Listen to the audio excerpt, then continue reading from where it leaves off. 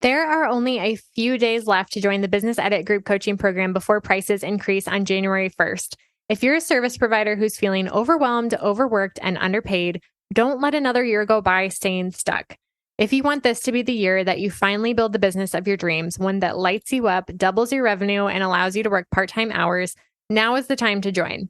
In this program, you'll follow my signature 5-step method for building a productive and profitable business.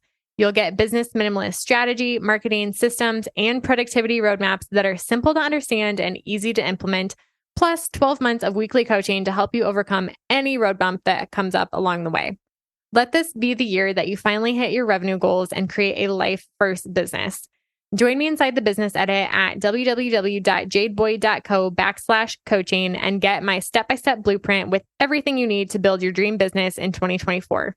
Again, the early sign-up pricing ends on December 31st, and the program will officially kick off on January 2nd. So don't wait.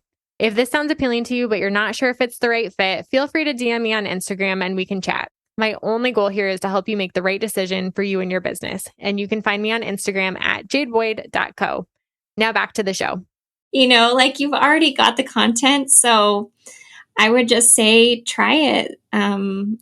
We've got slow season coming up, and you might as well start making money off of those things that are just sitting there on your hard drive collecting dust. Welcome to the Business Minimalist Podcast, a podcast about redefining productivity for the modern woman in business and finding ways to work smarter, not harder, in business and life. I'm your host, Jade Boyd. I'm an MBA, business strategist, and mentor who helps overwhelmed business owners simplify and scale their service-based businesses with strategy and systems. On this podcast, we'll explore simple ways to earn more while working less. If you're ready to scale your business, bring order to chaos, ditch the busy work, and make space for what really matters, you've come to the right place. Welcome to the Business Minimalist Podcast. Welcome to the podcast, Aubrey. Thank you so much for having me. I'm really excited to get into our conversation today. Why don't we start by doing a little intro and sharing a little bit about how you got into the world of entrepreneurship and what you do today? All right. So this is going to be a little bit of a long intro.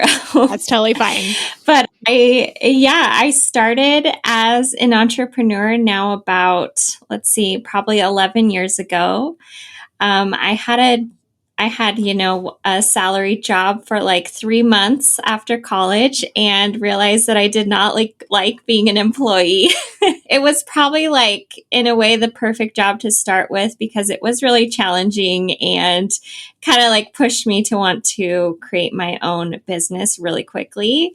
And I'm actually now very grateful that happened to me. So the first business that I started was actually an Etsy wedding invitation shop. And I got pretty lucky on Etsy. It kind of took off within the first couple months. And Etsy featured me, they send out these email newsletters and they have their front page features. And so they ended up featuring a couple of my products really early on. And that just kind of gave me a steady stream of customers. And so I was able to quit that terrible job pretty quickly. And so that's how I kind of got into the wedding world with my graphic design background. But I quickly started becoming more interested in wedding photography as well. So probably a year and a half into my first business, I added on the wedding photography branch. And my husband and I at the time, we actually decided to take a chance and move down to Southern California where there were more weddings happening year round because I'm from Idaho. And Idaho is not a huge wedding industry. So we moved to Southern California and actually built up our wedding photography business pretty quickly, and still did the wedding invitations on the side. Eventually, we turned that into my first passive income stream because we took those invitations and made them digital. So on Etsy, there's a way you can sell digital downloads and there's no work involved, which is amazing. And then a few, let's say probably 5 years into the wedding photography business, I started doing stock photography. And it was just pretty slow at first. Like I would use the off season and upload whatever photos that I had lying around, just like went through my year of photos and cleaned off my hard drives and got them all uploaded. And probably within the first 6 months, I started making about $500 a month from it. And the more time that I put in growing my portfolio, the more that income grew.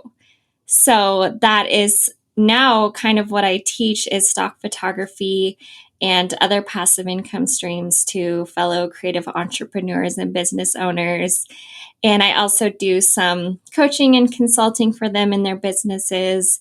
We kind of pick it apart and see where they could possibly add more income streams or build passive income streams. But yeah, that's kind of my story in a nutshell. And I'm actually no longer doing wedding photography. I'm just doing the educational and coaching side of my business now. This is so good. And I already have so many questions for you. Great. Let's go. Let's start with the first time that you uploaded stock photography, where did you get that idea? What sparked the idea of, I should be making money off of some of these photos on my hard drive? Well, thankfully, I was actually reached out to by a stock agency. Their name is Offset, and they are basically like the premium agency side of Shutterstock. Most people have heard of Shutterstock. That's probably the biggest stock agency. So they wanted to create this offshoot with like all professional photographers and just sort of bring in like a younger, fresher vibe, I think, to their portfolio. So they had just been reaching out to photographers, and luckily I was one of them. And they invited me to apply and start submitting work.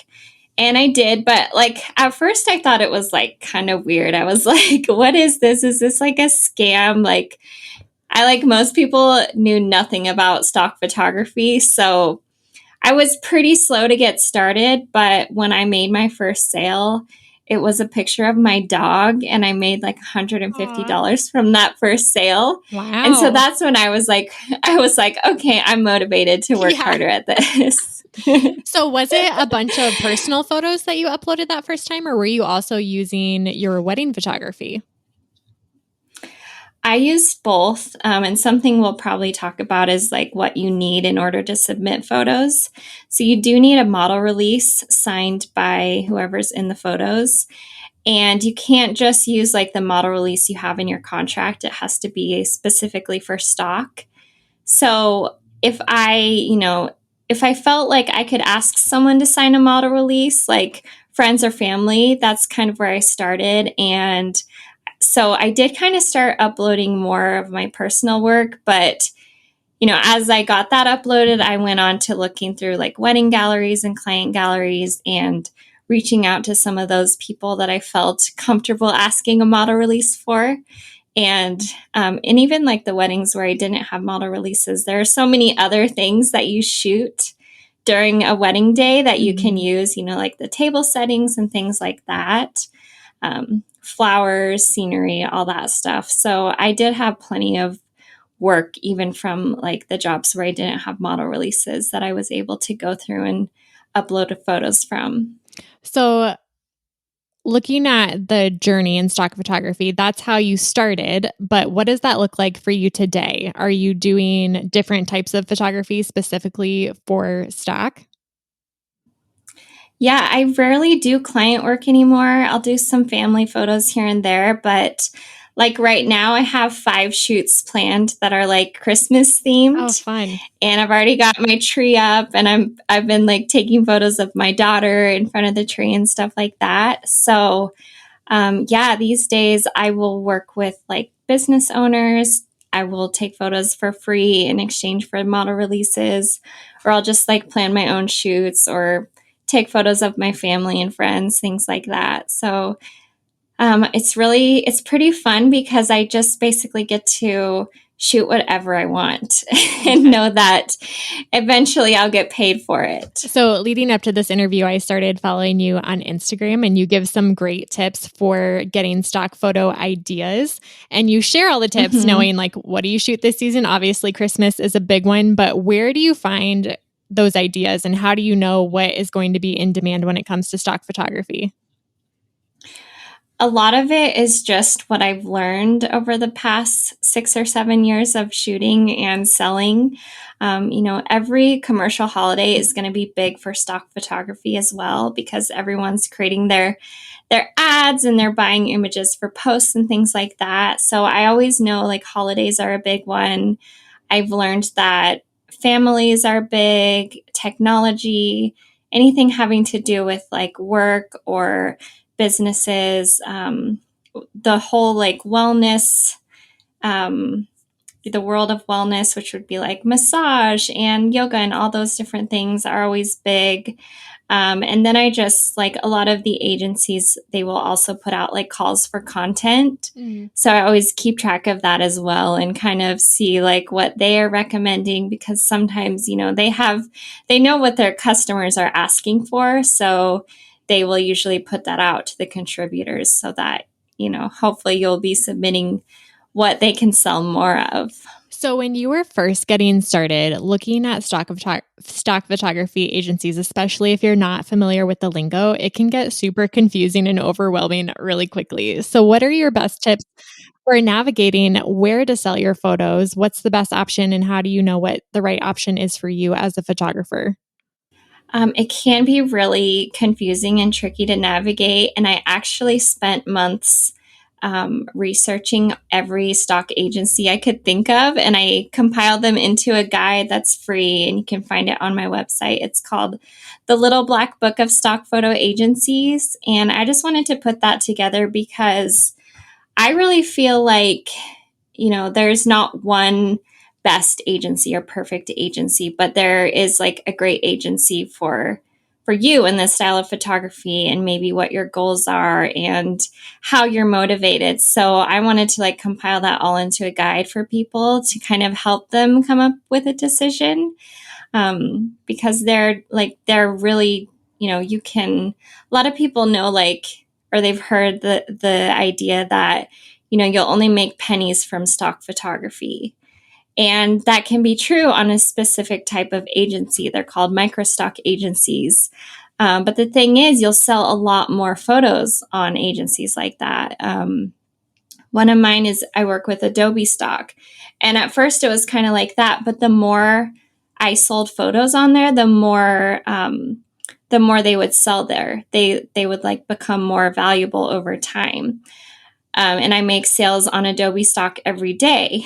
But then there's agencies like Offset where you'll make closer to maybe $150, $200 per sale, but you're not going to make as many sales as you would on an agency like Adobe Stock. So there's just they can vary so much. And, a lot of it depends on the style of photography you have, or, if you're really motivated by sales, or if you can just keep up with the work without having to make really big sales on an agency like Offset. So. Yeah.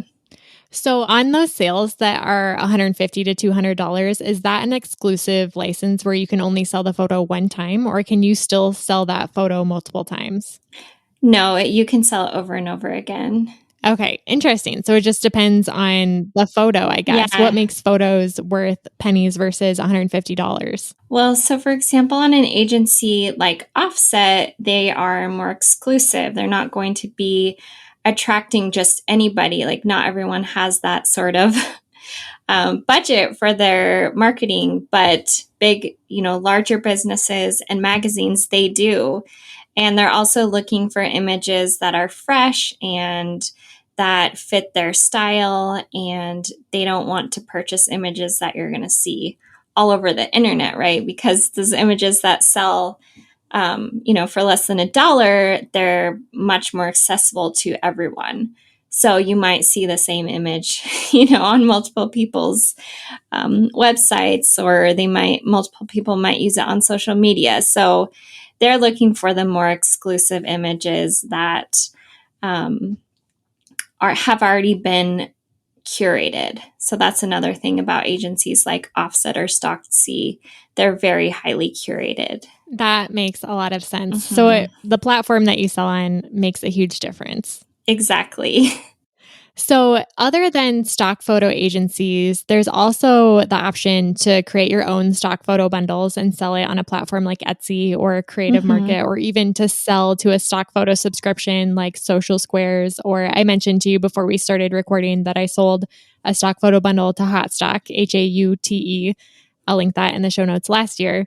What do you recommend in terms of starting out in stock photography? Is it best to start selling through agencies, or do you ever work with photographers to sell through those other mediums? Or is there anything that I left out there too? I actually haven't done a lot of selling on my own because one of the things I love so much about stock photography is that it's so passive. You can, like, that might be a great way to get into it, selling a bundle like you did, where it's like, if you need money right away, that's a great way to go. But I believe that you only get paid upfront, correct? Yeah. Yep. Like, you don't continue to get any royalties from those sales, and they might sell the same photo for 10 years. So you do miss out on income opportunity that way. But if you're just looking to like make some quick money, that's a great way to go.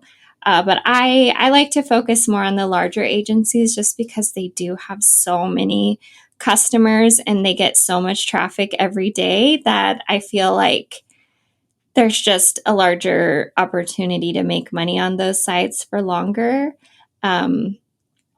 But like the sites you mentioned, they're more niche and they do appeal to a very specific audience. So, I mean, again, it just kind of depends on what kind of photography you have and if you fit on a site like that.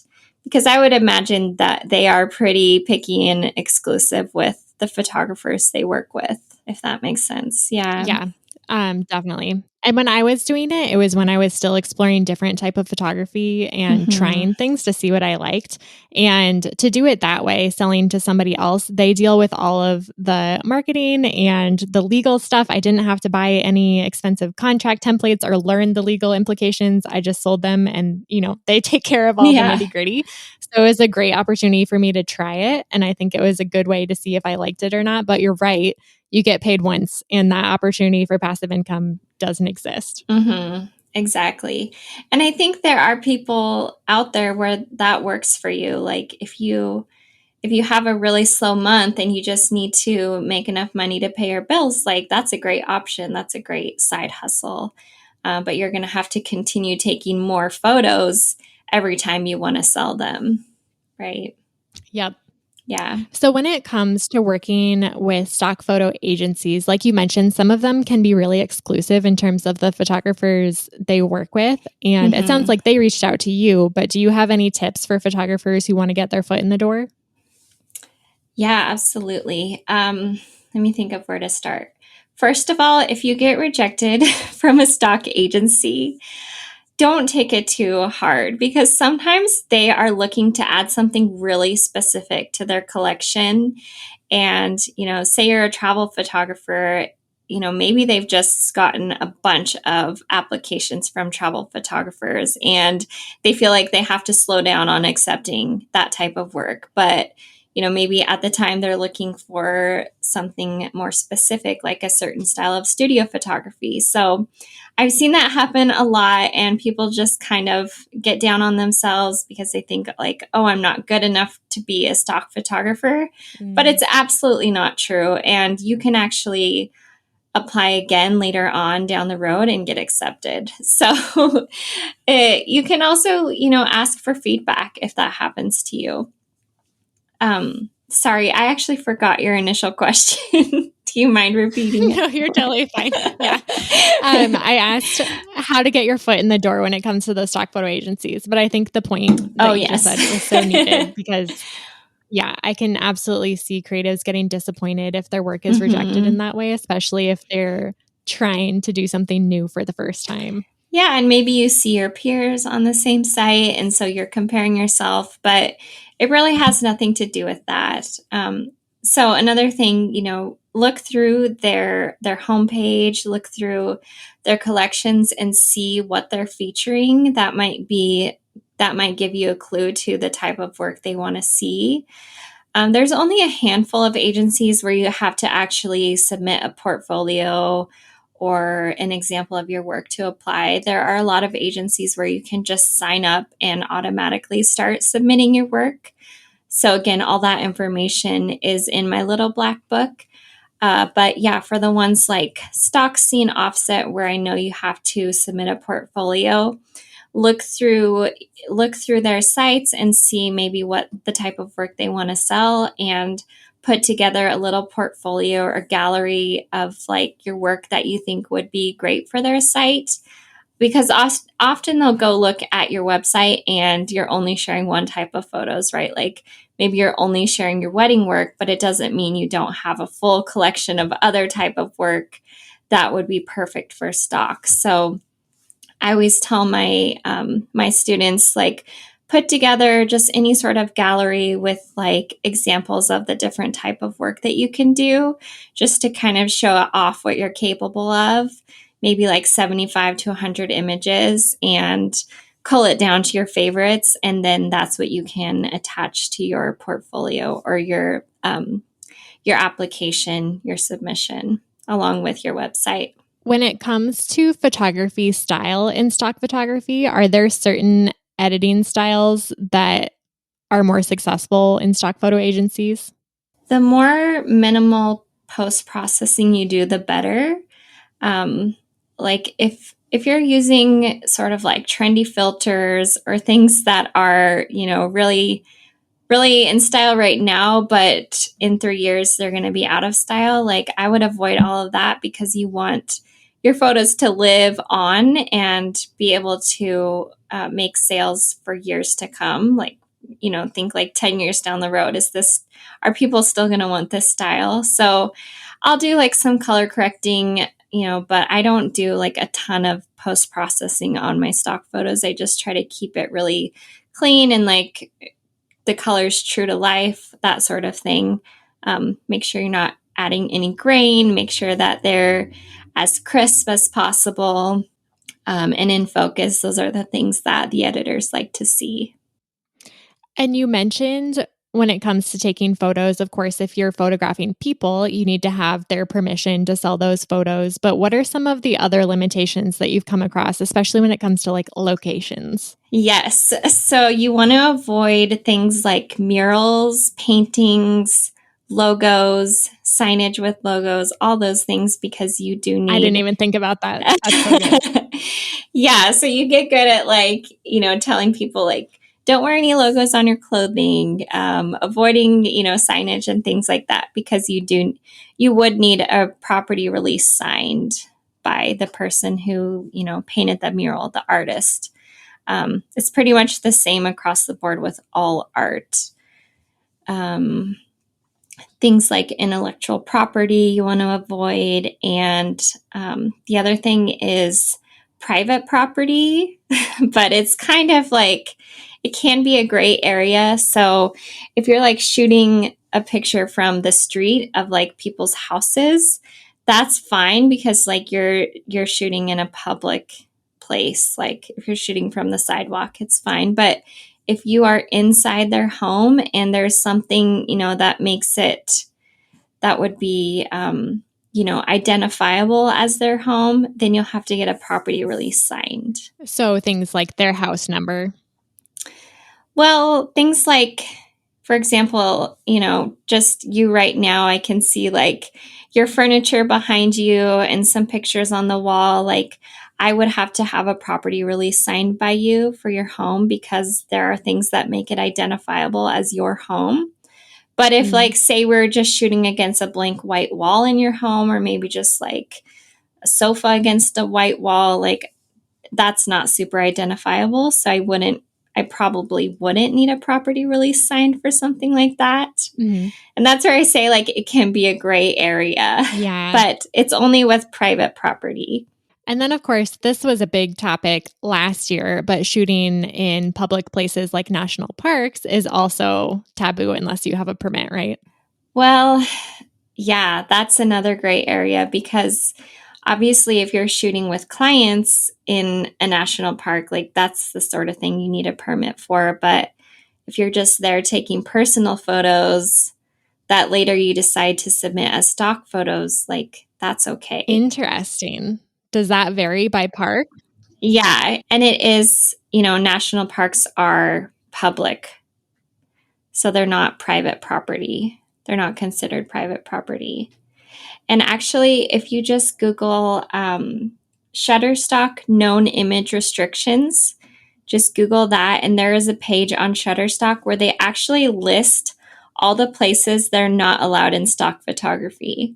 So if you're like going on vacation and you have a question, just look at that. The page they have a resource for that. They have one that's like in America and one that's worldwide. And they'll talk about like all the really specific things that you can't have in stock photos. So that's a great resource if you ever have questions about a specific place. So while you're in California, and I just got back from California this fall, and I did take some great photos at places like Big Sur and Monterey Bay. So those, even though they're state parks and technically you can apply for a commercial permit, you can sell stock photos from those places? Yes, you can. You just opened up a whole new world for me. Disney is off limits, anything Disney, because it's all trademarked. So, people go to Disneyland and they're like, oh man, I can't use these. And then like the San Diego Zoo is another place that's off limits because it's, like a private business. So think about it, if it's a place that you would pay an admission fee, it's probably going to be off limits. So do you just carry your camera with you everywhere you go then? Are you constantly taking photos? Yeah. I recently upgraded my iPhone too so that I could use that and take great photos, wherever I am.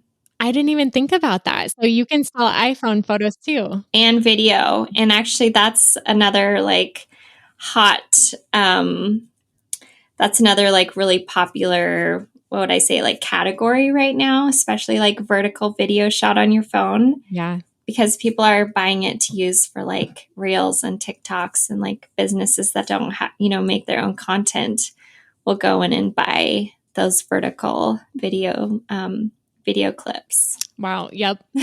So there is so much opportunity, obviously, when it comes to stock photos and videos. And we talked a lot about getting into it, but let's talk about some of the benefits, both that you've seen. You mentioned the financial benefits, but what doors does this open for creatives?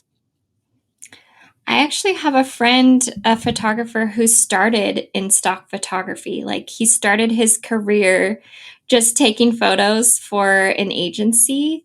And now he's been hired by multiple, commercial clients like Sony and Disney and all these clients that, they may have found some of his images and then they just go directly to him and hire him.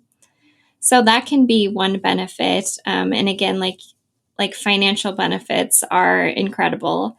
And just the fact that I just feel like it kind of gives you so much freedom with like your creativity. And like I said, I just plan my own shoots and kind of shoot what I want to shoot. So if you feel like you're kind of, getting tired of shooting the same thing over and over again, whether you're in weddings or family photography or branding photography, like it just opens up more possibilities when it comes to photography and being able to be more creative and shoot the things you want to shoot.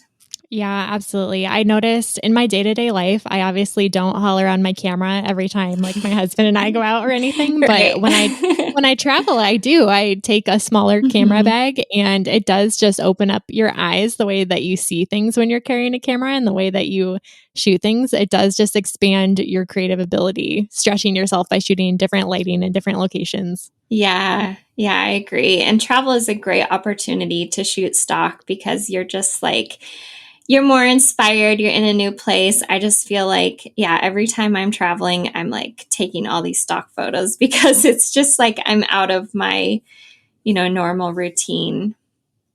So when it comes to photography, this is something I noticed as a brand photographer. I worked with a lot of personal brands, so it makes sense that people were in the majority of my photos. And photos with people do get more engagement when it comes to social media. So when you're out shooting stock, are you looking for people to be in your photos, or do you use yourself as, the little prop to be in your photo, or do you shoot a lot of photos without people at all?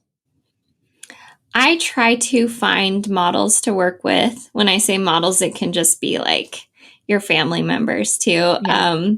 But if I'm like planning a shoot where, it makes sense to have people in the photos, I try to plan ahead and like have someone to shoot with.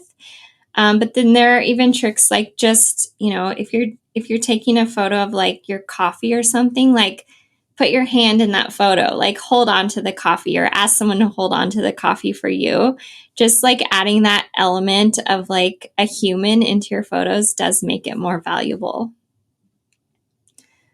And I'll do that a lot when I'm doing like food shoots or something without like a person in it. I'll just like put my own hands in there in the photos or like get in there myself and do some Get in an awkward position. self-portraiture. Right. Scratch your hand in there. Yes, I've definitely been there. Set on the timer.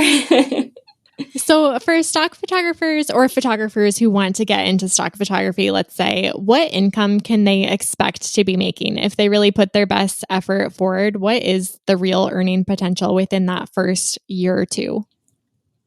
Yeah. Well, first of all, I always tell people try to build your portfolio to at least 1,000 images before you expect income or consistent income. Because often I just see people give up too soon, and it really is a numbers game with stock photography.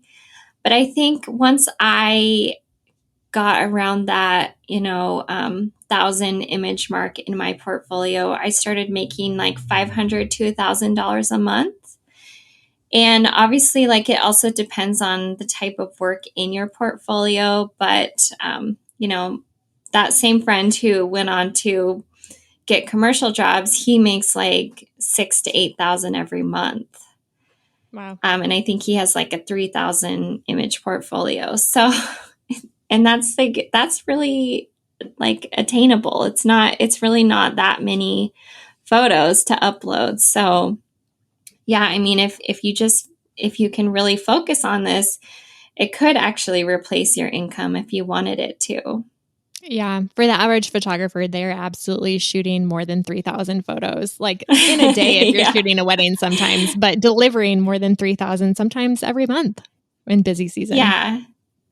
Yeah, but the hard work does come in when you're submitting them to your agency, because with Offset, I might get half of my submission rejected. They can be really picky. On an agency like Adobe Stock or Shutterstock, not as much.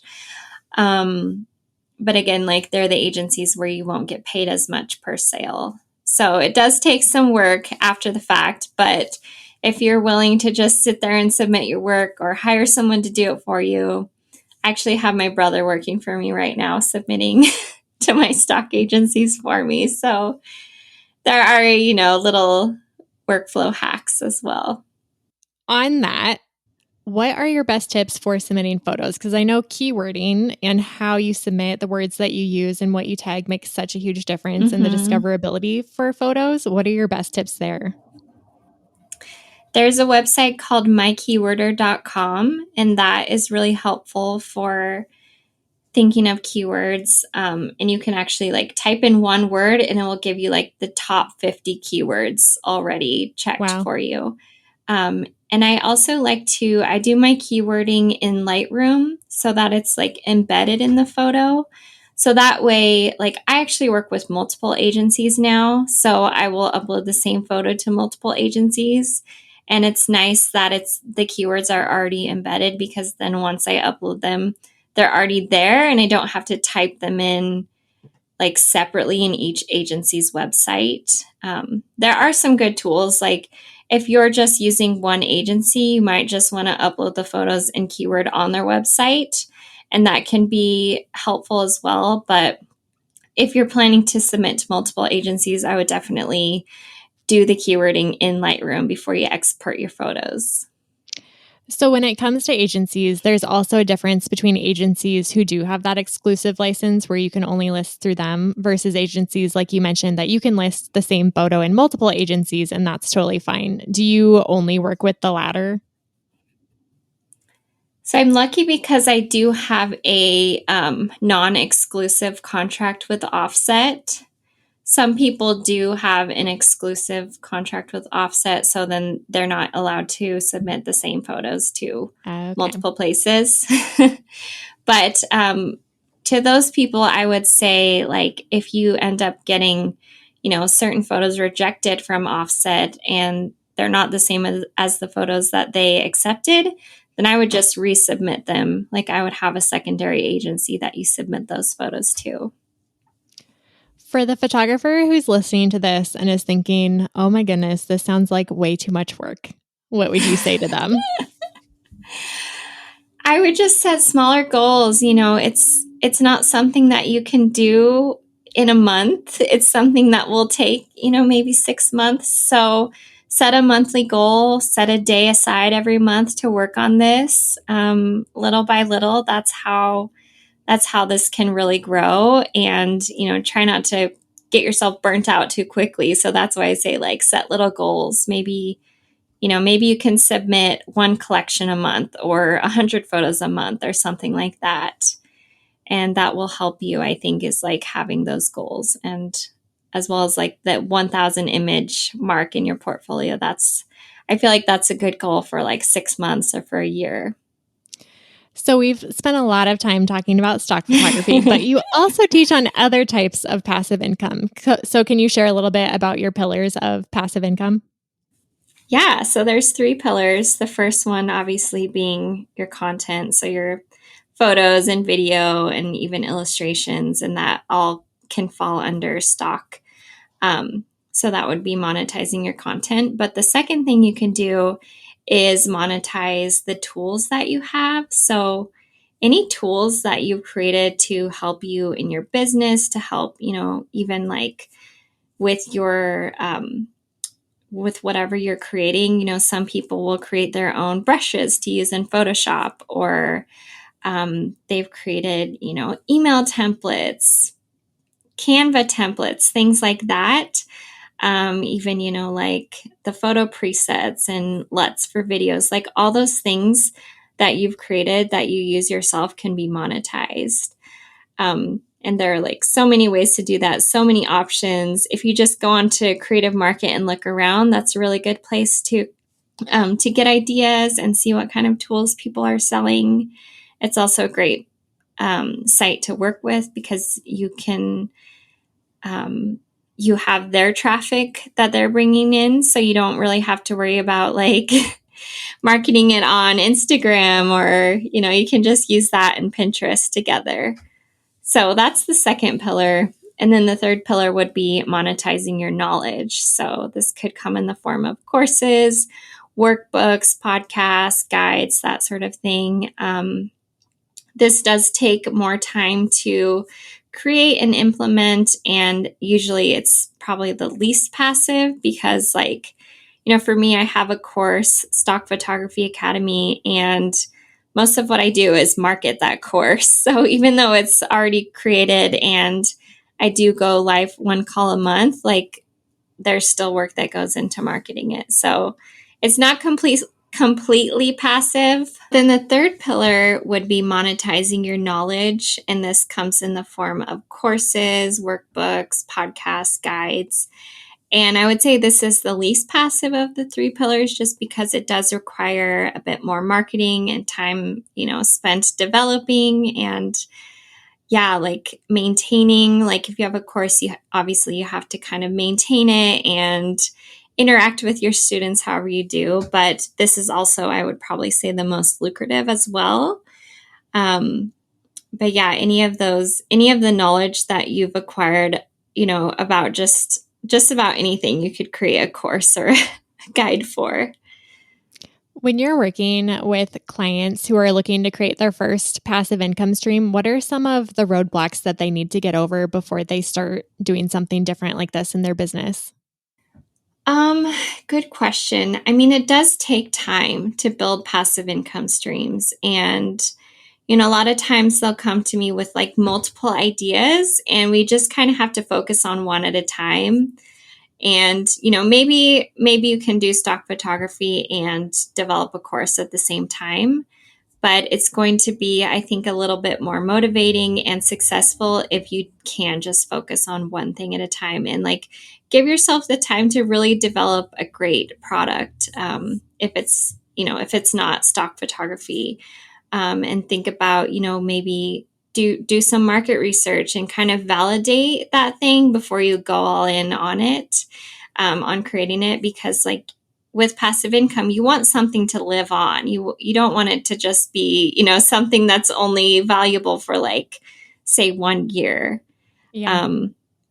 People that create things for like Reels or TikTok, like those trends change very quickly. And so those things are a little less passive because you have to constantly be updating them. And even like for me with my stock photo course, like things are constantly changing. So like I'm about to go and spend a whole month like updating things and adding new information, so that it's still relevant for my students, because yeah, like new developments are always happening in the world of stock photography. So yeah. I love that. And I think it jives really well with the mission of this podcast and working smarter, not harder. Because, like you said, it's so important to start with where you're at. And there are so many things.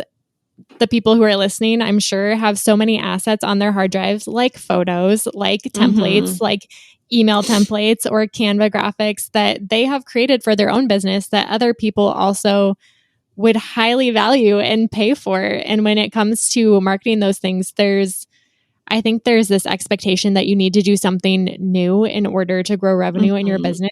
That's definitely not the case. And so what you said about starting with what you have before you move on to the third one, which is education, it does require a lot more time to just make that first dollar when it comes to passive income.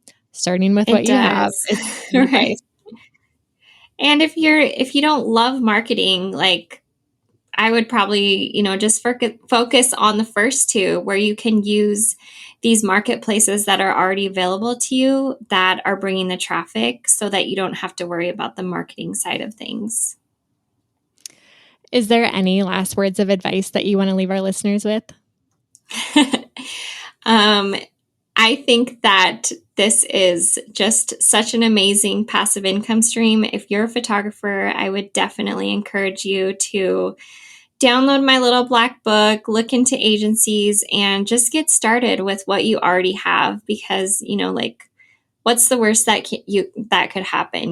Maybe you make enough money to pay one bill every month, or to support your Starbucks addiction, or, like you've already got the content. So I would just say, try it. We've got slow season coming up, and you might as well start making money off of those things that are just sitting there on your hard drive collecting dust, right? Yes, absolutely. So I want you to share where we can find you after the show, but quickly, one question popped into my mind and now I have to ask it because I'm so curious. Is there a photo, like a favorite stock photo that's sold that's really been surprising to you? Like you took a random photo and like, oh, that actually sold really well. Yeah, the first one that popped into my mind was, I think it was like one or two winters ago. My daughter and we went to this pond that like had these ducks, and I took some photos of the ducks, and like for some reason those photos have been really popular. That's so funny. I don't know why, like who's buying photos of ducks, but yeah, it was super random, and that photo has sold multiple times. I was hoping the answer would be something pretty random, so yeah. I'm satisfied. Also, like selfies, like I have a few like where you can see my arm holding the camera, and those do pretty well as well. That's so funny. Yeah. Goldmine sitting on your camera roll right now. Yep. I guarantee you have something like that you can upload. But yeah, you can find me as Aubrey Westlund just about everywhere. My website is aubreywestlund.com. I'm Aubrey Westlund on Instagram and TikTok and Facebook. So yeah, I'm pretty easy to find. Perfect. We'll definitely make sure to link those in the show notes, as well as that free guide that you mentioned, which sounds really great. Perfect. Sounds great. Thank you so much for being here today. Yeah. Thank you so much for having me. This was really fun. Thank you so much for listening to this episode of the Business Minimalist Podcast. If you enjoyed today's episode, I'd be so grateful if you'd rate it on iTunes, Spotify, or wherever you're listening today. Your rating and review will help more small business owners discover helpful episodes each week. Don't forget to check out the show notes for the tools and resources mentioned in today's episode, because good ideas don't grow businesses, action does. And if you want more business minimalist tips and resources, head on over to Instagram and follow me at jadeboyd.co. I'd love to hear what you took away from today's episode. I'll see you next time on the Business Minimalist Podcast.